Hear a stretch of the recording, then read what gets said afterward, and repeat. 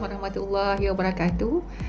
Kita kembali dalam kelas Pendidikan Islam tingkatan 5 KSSM dalam siri isu-isu perkahwinan, iaitu dalam bidang fiqh ya. Jadi untuk tajuk hari ini kita akan bincangkan tajuk iddah. Ini adalah tajuk untuk siri yang keempat bagi isu-isu perkahwinan ya.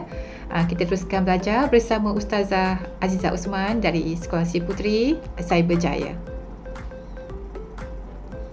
Jadi untuk tajuk iddah ni terdapat dalam buku teks pada muka surat 128.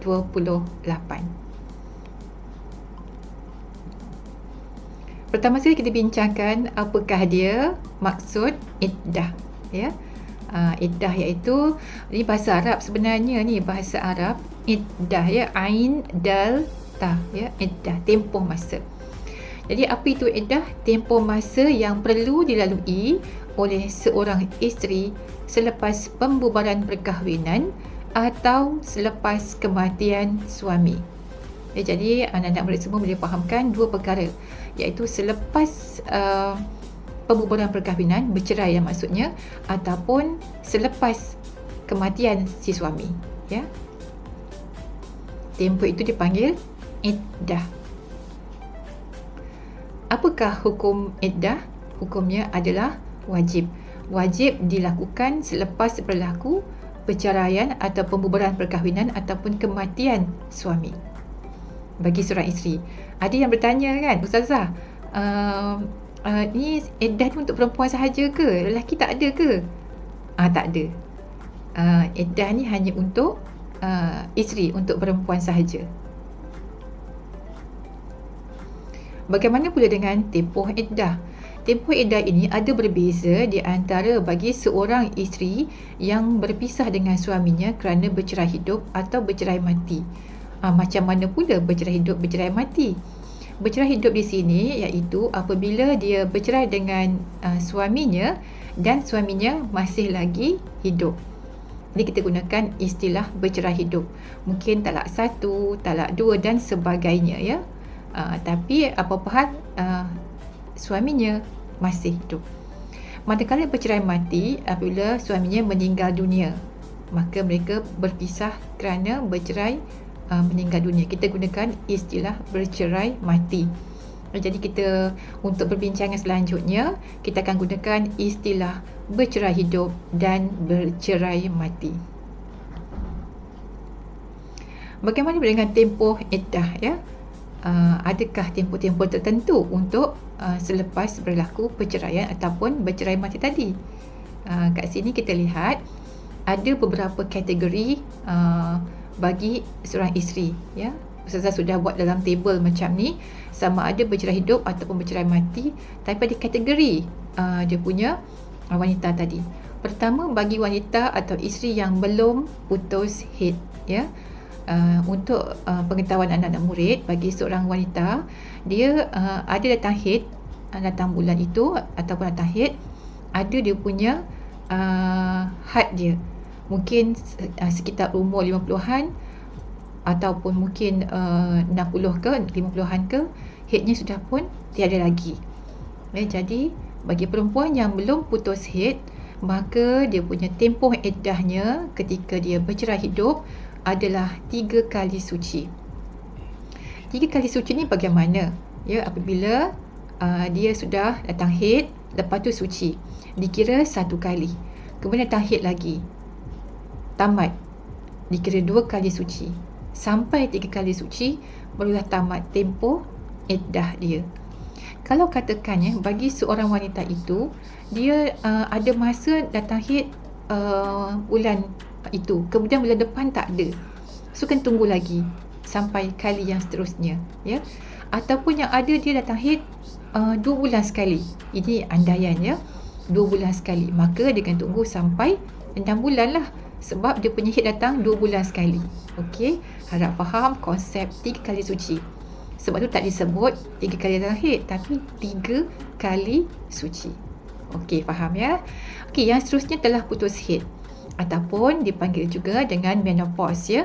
Bagi seorang wanita yang telah putus haid, tiada haid lagi, contoh sudah umur 50-an ataupun 60-an ke, tak ada haid lagi, maka dia punya iddahnya, tempoh dia berpantang tadi 3 bulan hijrah. 3 bulan hijrah bermaksud kan 1 bulan, kita ada tahun hijrah atau tahun Masihi kan. Ini tahun hijrah 1 bulan 30 hari. Kalau kita ikut bulan Masihi, contoh bulan Februari, bila tahun lompat ke apa, 28 hari dah tak cukup 30. Kita gunakan 3 bulan hijrah. Jadi tempoh untuk bagi yang telah putus haid 3 bulan hijrah. Manakala yang belum pernah disetubuhi, ya, maksudnya dia mungkin baru bernikah dan sebagainya, kemudian berlaku perceraian, maka tiada iddah bagi yang belum disetubuhi tadi ni, ya, tiada iddah baginya. Maksudnya tak ada tempoh apa-apa. Lepas bercerai, dia boleh kahwin lagi dengan orang lain. Macam tu ya. Okey, manakala yang sedang hamil pula, maksudnya sedang mengandung ya, maka tempoh dia iddahnya sehingga anak tersebut dilahirkan. Selagi masih mengandung, masih lagi dalam tempoh iddah ya, sehingga anak lahirkan baru dia punya tempoh iddah dia tamat ya. Okey, jadi itu bagi yang bercerai hidup. Manakala yang bercerai mati, kesemuanya sekali ya, tiga-tiga ni ya, sama ada belum putus haid, sama ada telah putus haid, ataupun sama ada belum pernah disetubuhi, iaitu 4 bulan 10 hari ya. 4 bulan 10 hari. Kalau 1 bulan ada 30 hari, kalikan dengan 4 ya, 120, tambah dengan 10, 130 hari. Itu tempoh iddah bagi seseorang yang bercerai mati. Okey, tengok sekali lagi, sekali imbas jadual ni ya. Sangat mudah kita faham, senang cerita. Belum putus haid, 3 hari suci. Telah putus haid, 3 bulan hijrah. Belum pernah disetubuhi, tiada iddah. Tetapi kalau katakan tiga-tiga ini bercerainya kerana bercerai mati, maka ianya adalah 4 bulan 10 hari ya, bagi bercerai mati. Manakala bagi yang hamil sehingga anak dilahirkan. Kalaulah katakan ya, Ustazah nak tanya, katakanlah ya, anak dia baru mengandung 4 bulan sahaja. Kemudian suaminya meninggal dunia ataupun dia bercerai. Berapakah dia punya tempoh iddah dia? Jadi kena kira ya. Kalau katakan mengandung 9 bulan ya, tapi dia baru sahaja mengandung 4 bulan, maka ada baki lagi 5 bulan untuk dia beriddah tadi. Ya, harap faham konsep dekat sini sehingga anak tersebut dilahirkan. Okey, insya-Allah. Apakah larangan-larangan semasa iddah tadi? Ya, selepas berlaku perceraian, mereka kena beriddah. Apakah yang boleh, apakah yang tak boleh dalam tempoh ini ya? Okey, yang pertama, menerima pinangan lelaki lain secara terang atau kiasan. Ini bagi yang bercerai secara iddah rajai ya. Jadi dia tak boleh ya. Tak boleh menerima pinangan lelaki lain. Sebab apa? Contoh iddah rajai ini, dia talak 1, talak 2. Dia boleh lagi rujuk dengan suami dia. Jadi dalam tempoh ini, orang lelaki lain tak boleh meminang dia secara terang-terangan seperti aku ingin mengahwinimu, ataupun kiasan aku ingin memetik sekuntum bunga di taman yang keseorangan ketika ini. Contohlah ya. Jadi dua-dua tak boleh secara kiasan ataupun terang-terangan. Tetapi kalau katakan bercerai mati ya, maka dia boleh secara kiasan sahaja. Mungkin dia berkiaskan ya, nampaknya dekat taman ni dah lama tidak ada kumbang. Tidak boleh ke kumbang ini untuk menemankan bunga? Contoh saja ya. Itu kiasan, dia tak secara directly ya. Okey, itu bagi yang bercerai matilah ya. Okey. Kemudian yang tidak boleh keluar daripada rumah yang disediakan oleh suami, kecuali untuk keperluan yang dibenarkan oleh syarak. Ini kalau berlaku dalam tempoh iddah, dia tak boleh keluar rumah ya. Sebab untuk menjaga kehormatan diri dia. Jadi tak boleh keluar rumah kat sini bukan langsung tak boleh keluar. Kalau rumah terbakar api. Tak boleh keluar tempat iddah ni. Tak boleh, keluar je lah kan, ya. Asalkan apa-apa yang dibenarkan oleh syarak. Contohnya, dia bekerja. Dia memang kerja, dia tak hari pergi kerja. Jadi kenalah bekerja. Kalau tak, macam mana nak dapat pendapatan? Ataupun untuk membeli barangan, ataupun untuk ke hospital kerana sakit, ya, maka dibenarkan. Yang tak boleh tu macam mana agaknya Ustazah? Yang tak boleh seperti kalau katakan ke majlis-majlis, ada open house, ada kenduri kendara, ada makan-makan, ada reunion, ya, itu tak boleh kalau yang seperti itu. Maksudnya tidak ada keperluan, ya. Okey. Yang seterusnya, berhias diri. Tidak boleh berhias diri bagi wanita yang dalam iddah, ya. Tapi iddah rajai boleh. Iddah yang boleh rujuk semula. Contoh talak 1, talak 2, ya. Jadi dia boleh berhias. Tujuannya supaya menarik perhatian bekas suami tadi dan mereka boleh berbaik-baik semula. Tetapi kalau yang iddah kerana bercerai mati, ya, tidak boleh, ya, untuk berhias, ya. Contohnya dia tak boleh tu maksudnya bukan macam mana. Dia tak boleh pakai pakaian yang terlalu garang warna dia, ya, nanti ada huraiannya selepas ini.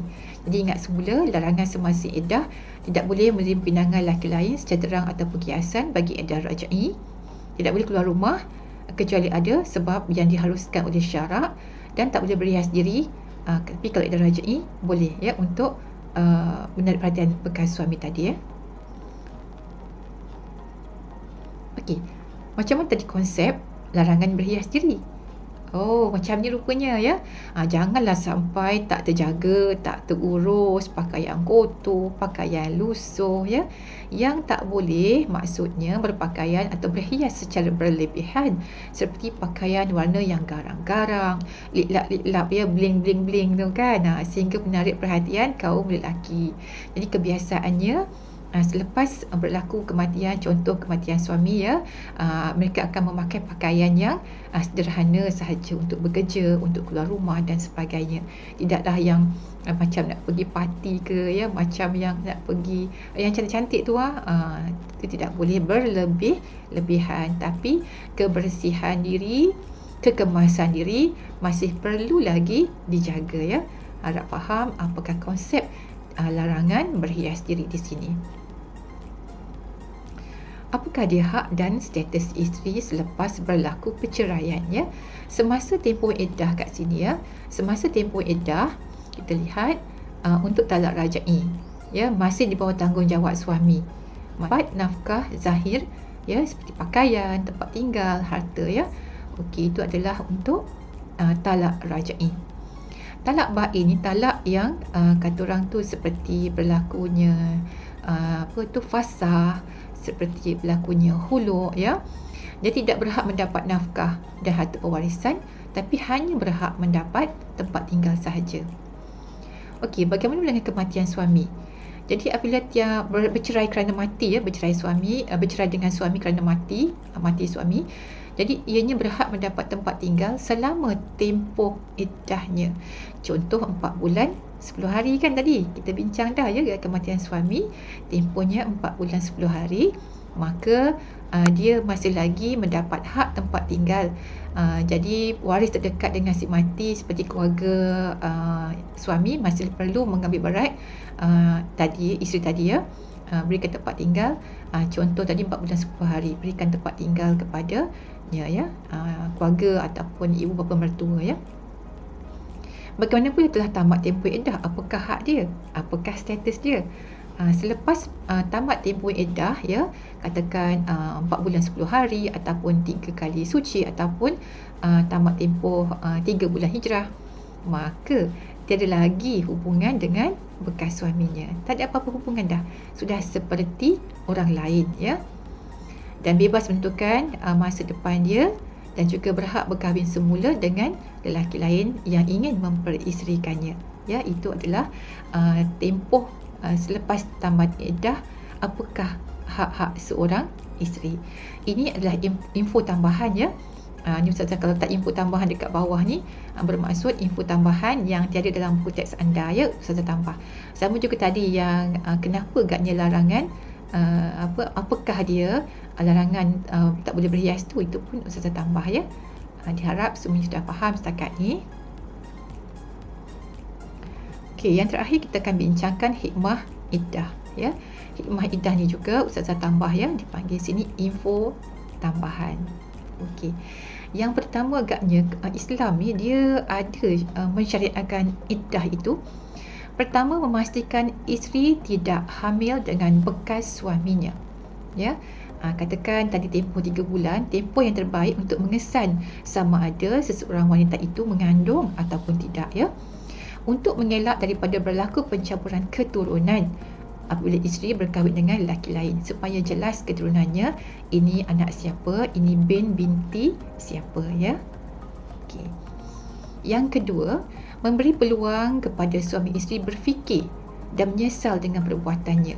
Sebab apa? Kadang-kadang ada yang di antaranya itu berlakunya perselisihan faham, ya. Tidak ada persefahaman menyebabkan mereka bercerai.